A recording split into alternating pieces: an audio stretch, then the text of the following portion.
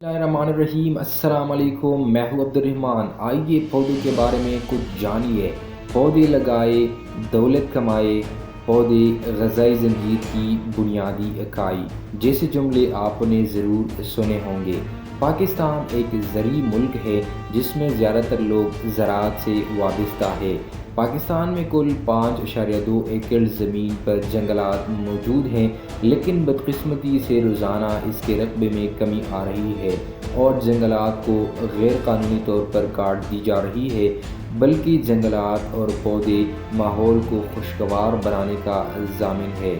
پودے نہ صرف ماحول کو آکسیجن دیتی ہے بلکہ کاربن ڈائی آکسائیڈ کو بھی بیلنس کرنے میں اہم کردار ادا کرتے ہیں۔ جنگلات کی کٹائی کی وجہ سے گلوبل وارمنگ اور کئی دوسرے ماحولیاتی تبدیلیاں وجود میں آتی ہے۔ بارشوں کے اوقات میں تبدیلی جنگلات کی کٹائی کی واضح ترین اور مبین دلیل ہے۔ آج اگر پاکستان کے بڑے شہروں میں ٹمپریچر 47، 48 اور 49 ڈگری سینٹی گریڈ تک پہنچ رہی ہے تو یہ ڈیفارسٹریشن اور ڈیزرٹیفیکیشن کی وجہ سے ہے۔ اگر ماحول اور مستقبل کو بچانا ہے تو ہمیں شجر کاری کرنی ہوگی، کیونکہ ماحول میں تبدیلی کی وجہ سے انسانی زندگی کے ساتھ ساتھ حیوانات بھی متاثر ہو رہی ہے۔